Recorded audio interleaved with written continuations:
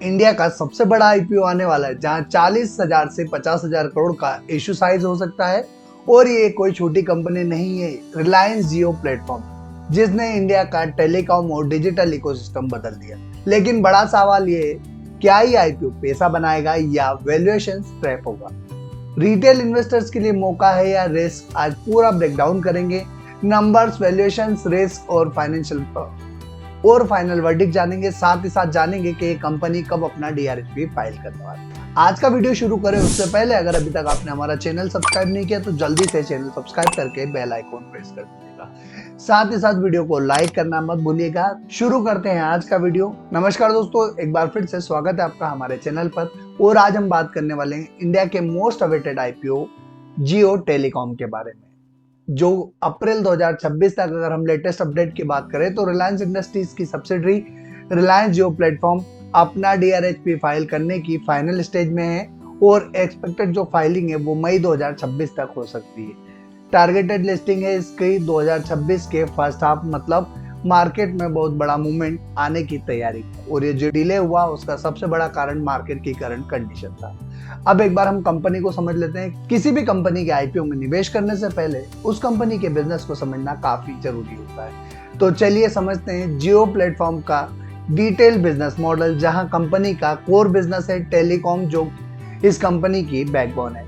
जहां company offer करती है सर्विसेज जिसमें 4G प्लस तेजी से expanding 5G network, voice plus data services, prepaid and postpaid plan. इसकी अगर हम की स्ट्रेंथ की बात करें तो इंडिया में सबसे सस्ता data pricing, massive subscriber base. अगर रेवेन्यू मॉडल की बात करें तो ARPU यानी एवरेज रेवेन्यू पर user, recharge plan. Simple language में अगर हम कहें तो जियो का मेन इंजन है डेटा सेल करके पैसा कमाना। दूसरे नंबर पर जो सर्विसेज प्रोवाइड करती है उसमें आता है ब्रॉडबैंड एंड फाइबर बिजनेस, जो जियो फाइबर के नाम से ऑपरेट करती है, जहां पर होम ब्रॉडबैंड और एंटरप्राइजेस फाइबर सॉल्यूशंस प्रोवाइड करती है। इसमें ऑफर करती है high speed internet, OTT bundle जिसमें नेटफ्लिक्स जैसे बड़े प्लेटफॉर्म शामिल है, स्मार्ट होम सर्विसेज। क्यों इंपॉर्टेंट है?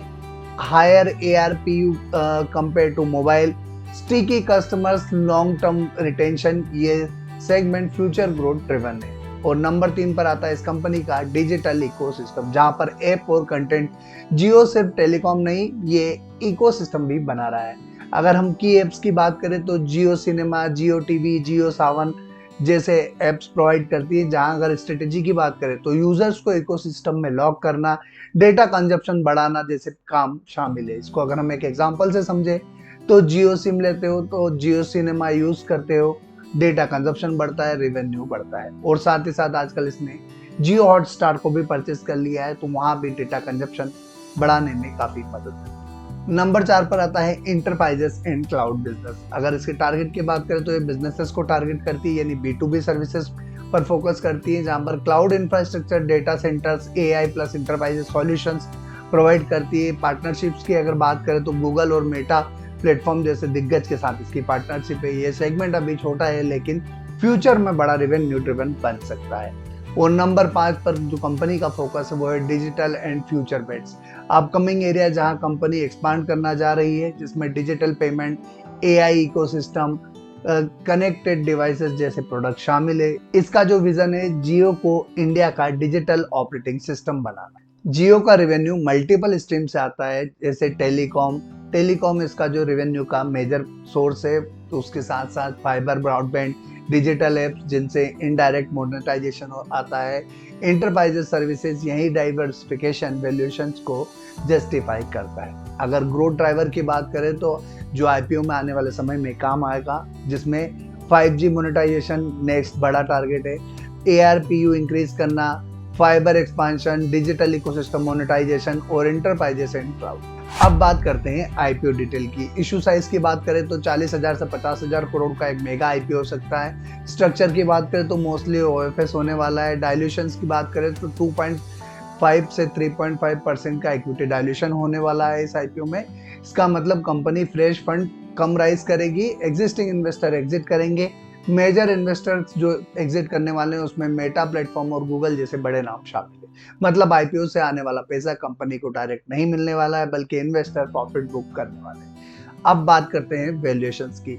अब सबसे इम्पोर्टेंट पार्ट जो है वो है इस कंपनी की वैल्यूएशन। मार्केट एस्टिमेट के हिसाब से $100 बिलियन से $180 बिलियन की वैल्यूएशन, यानी इंडियन रुपीस में अगर बात करूं तो 8 से 15 लाख करोड़ रुपए की वैल्यूएशन हो सकती है। अब कंपैरिजन करते हैं, ये इंडिया के कई लिस्टिंग जाइंट्स से बड़ा हो सकता है, लेकिन सवाल ये है कि क्या ये जस्टिफाइड वैल्यूएशन से।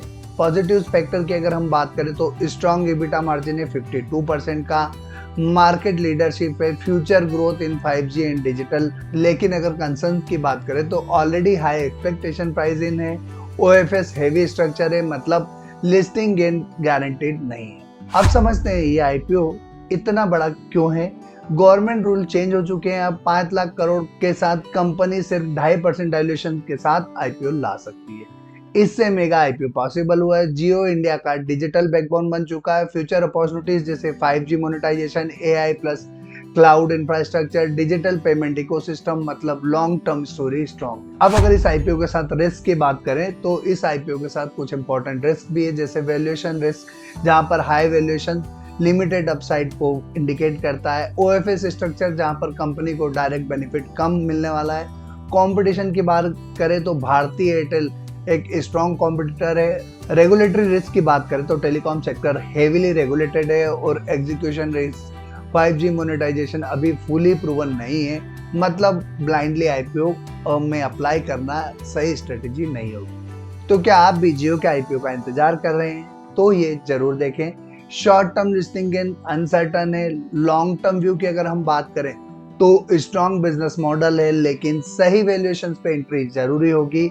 अगर मेरी स्ट्रेटेजी की बात करें तो एग्रेसिव इन्वेस्टर जो है स्मॉल एलोकेशन के लिए जा सकते हैं। सेफ इन्वेस्टर वेट कर सकते हैं लिस्टिंग का, और IPO में पैसा तभी लगाना चाहिए जब वैल्यूएशन सही हो। अगर ओवर वैल्यूड पे IPO आता है तो उसको अवॉइड करना चाहिए। रिलायंस जियो IPO है, बड़ी अपॉर्चुनिटी है लेकिन इक्विटी बड़ा रिस्क। ये IPO हाइप ड्रिवन भी हो सकता है। स्मार्ट इन्वेस्टर क्या करने वाले हैं इस IPO में, नंबर्स देखेंगे, हाइप के पीछे नहीं भागेंगे, और वही आपको भी करना चाहिए। अगर आपको ऐसे ही डिटेल IPO एनालिसिस और फाइनेंशियल अपडेट चाहिए तो हमारे चैनल को सब्सक्राइब करके बेल आइकन जरूर प्रेस कर दीजिएगा। वीडियो पसंद आया हो तो लाइक कीजिएगा और अपने दोस्तों के साथ शेयर करना मत भूलिएगा। कमेंट में बताइएगा कि क्या आप इस कंपनी के IPO का इंतजार कर रहे हैं या नहीं। और दोस्तों, जैसे ही DRHP फाइल होगा हम एक और अपडेट के साथ आपके सामने फिर हाजिर होंगे। आज के लिए इतना ही, तब तक के लिए जय हिंद।